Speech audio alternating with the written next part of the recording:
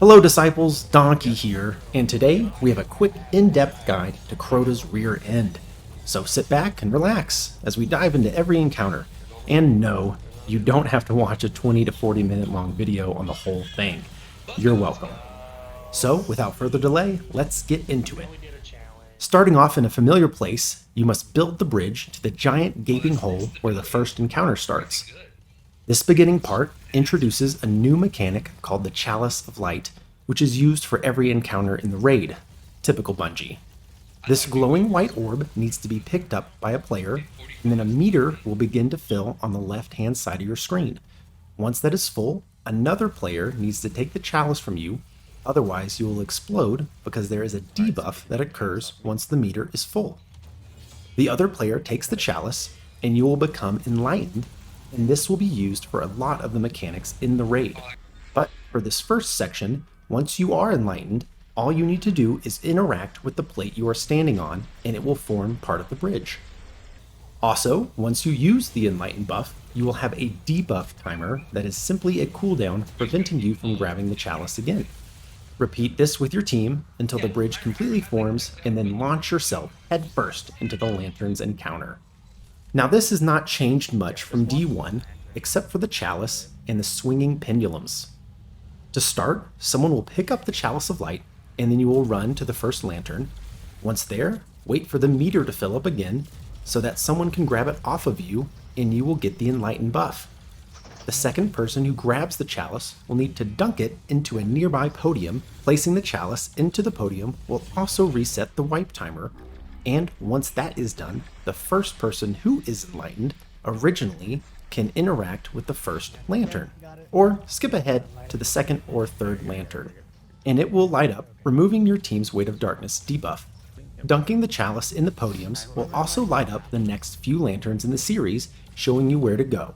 Then a third player will grab the chalice off of the podium and move ahead to the next set of lanterns. You can also skip a lantern or two, but if the lanterns ahead of you are not lit up and are dark, you will not be able to interact with them. It is probably best to skip every other lantern in my opinion, so that the timer does not wipe you, and you can constantly remove the Weight of Darkness debuff. Eager-edged swords also help here for extra movement if you need, but be careful that you can sometimes swing headfirst into a cursed thrall.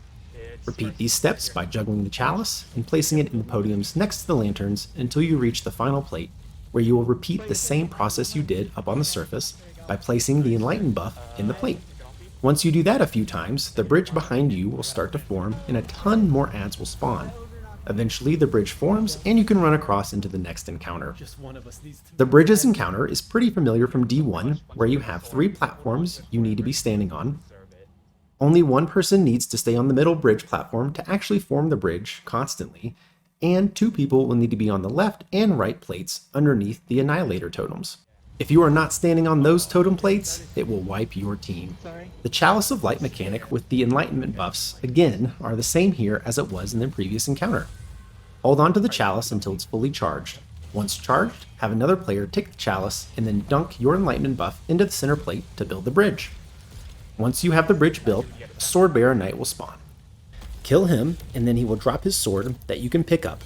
And remember that only someone who has the enlightenment buff can pick up the sword and cross over to the other side.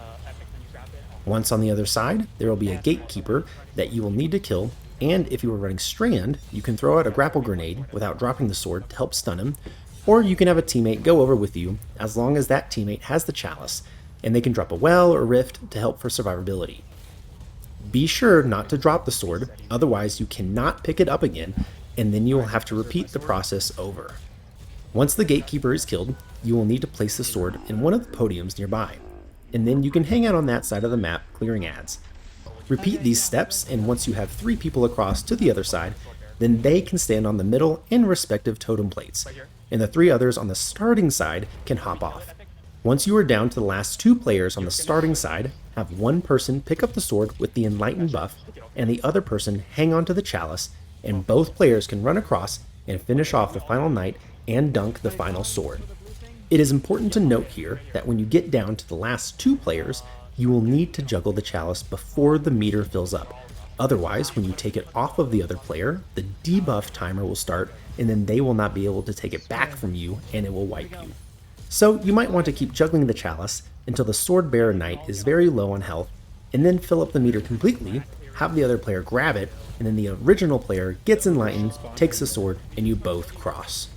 After a little bit of time, with the whole team across on the other side, 2 Fisher Ogres will spawn in. Kill them, and then a bunch of Gatekeeper Knights will also spawn in.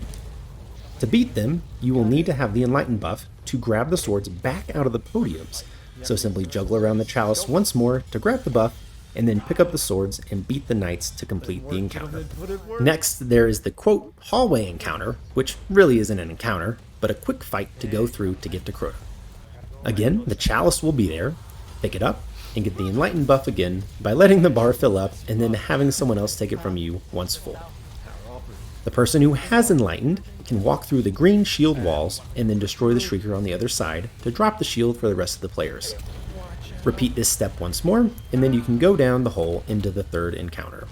For the Ear Ute fight, it is pretty straightforward. Begin the encounter by killing all the adds you can, and once you have killed enough adds, the Shrieker near the middle room will be vulnerable, and the middle section or the crystal room of the arena will open up. There, you will find your Chalice of Light, and yes, once more you will need to juggle it to get the Enlightened buff. Now at the time of this video, there is a cheese that is very helpful, where you can inch your way forward in the starting area on the bottom, and a Titan can hover just below the floor to grab the chalice through the floor, and then your whole team can get the Enlightened buff before the encounter starts. You also may have noticed a bunch of locked green hive doors that are scattered around the map. 4 are in the front of the arena, 2 on the left, and 2 on the right. 1 upper and 1 lower each. And 3 rooms in the back of the arena, all on the upper floor. Each of these rooms either contain a Shrieker or a Wizard, and you will need to find and kill 3 Wizards, but not the Shriekers, to drop Ear Ute's shields. Remember, you have to have the Enlightened buff to pass through the green shielded doors. A couple of hints to do this. You can use Wish Ender to see through the walls and can easily identify which rooms have the Wizards, or use your map and radar, and if there's a circle on the radar, then you know it's a Shrieker. Once 3 people have the Enlightened buff, you will need to go in relatively all at the same time and try to nuke the Wizards within quick succession of one another. Because if you don't, then the wipe mechanic will start and you only have a short amount of time before you all die. Once you have killed all 3 Wizards, then it will start the DPS phase. Ear Ute has a health bar where you will need to do a minimum amount of damage, otherwise she will wipe your team. Once the damage timer runs out, you will need to repeat these steps again, except there will be 4 Wizards to kill instead of 3 this time. So you just need to have 1 extra person with the Enlightened buff. Once you kill the 4 Wizards within a short time of each other, go back to where you were doing DPS from and take out the next chunk of her health. And if you have not killed her by the second phase, yes, you will need to beat 5 Wizards this time. So juggle around the chalice once more and get 5 people with the Enlightened buff to go find the Wizards and knock them all out within a short time frame of each other. And then head back to the middle section for the final DPS phase. Once you have beaten Ear Ute, it is time for the final Papa Bear, Mr. C himself. Crota will spawn in front of you, as well as some adds to the left and right, and out in the arena. Clear those adds, and eventually 4 Boomer Knights will spawn in on the upper right and left towers in the front of the arena.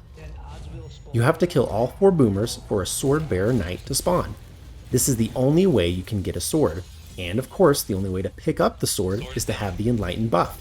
So be sure to juggle around the chalice that can be found in the middle bottom section of the arena. Now, unlike the previous encounters, the only way to swap the chalice in the final boss fight is to stand in the pools of light that can be found randomly in the arena. If you try to swap the chalice anywhere else, it simply will not let you, so be sure to call out where you are and have someone run over to you while you are standing in the pool of light to grab the chalice. Once you pick up a sword, you will need to hang on to it and not drop it until it's time to damage Crota. A quick note here is that you can damage any of the other adds in the room until it's time to damage Crota, and you will never run out of ammo. For DPS, I would recommend having at least 2 swords to drop his shields, use a light attack, heavy attack, and then the sword super. But be careful, because he can pretty much one-shot you, so if you can have a teammate drop a well on his location, that can help your survivability. You can also have someone use Tractor Cannon to debuff him, and then you'll do more damage to his shields and to Crota. Swords are probably the best DPS route at the moment, as well as using one-off supers like Gathering Storm and Burning Maul with the new exotic. Also, having a Well of Radiance is a must, because Crota's slam attack is so strong but you will also need to be careful because Crota can break the well. Now, during the damage phase, there will be an oversoul timer, and once it reaches 0, it will wipe your team. To prevent this, you will need someone with the Enlighten buff to shoot the oversoul once it gets down to the last couple of seconds to maximize your DPS time. Once that player with the buff shoots the oversoul, then the damage phase will end and Crota will get his shields back. There is also an expunge mechanic that you can interact with on Crota once his shields are down, and it will do an automatic set damage amount to him. But remember that it will use up your Enlighten buff and you won't be able to damage the oversoul. Once you repeat these steps and get him down to his final stand, which is the last chunk of health in the bar, he will do a final slam and you will need to pump out as much damage as possible to beat him. Otherwise, the oversoul can wipe your team. There will be constant spawning oversouls that you will need to beat, so it is important to have a few people with the Enlighten buff and to constantly watch the timer on the left-hand side. Also, during the encounter, if you ever need to drop the chalice so that it does not wipe one of your teammates, you can deposit it in the back of the room on the ground where you first came into the boss arena. So that's the raid in a nutshell. A couple of quick tips for the entire raid here. There are a ton of adds in each encounter, so running something with survivability like Solar Titans or Void Hunters for invisibility is really helpful throughout the raid. Of course, Well of Radiance is a must, and Sun Bracers seems to work really well for each of the encounters. Weapons to use here are machine guns for the first 2 encounters, as well as tractor cannon for the 2 bosses and Yellow Bar Knights. Forbearance is pretty good on the first encounter, and having blinding grenade launchers are great for the Yellow Bar Knights. Keeping open comms and good communication between your team is crucial, especially for the Chalice of Light swapping mechanic, which is in each part of the raid. Well, I hope you enjoyed the video, Guardians. If you have any comments or questions about the mechanics or anything in the raid, please let me know down in the comments. And until then, be sure to subscribe for free and follow along for more Destiny 2 content, and we will see you in the next one.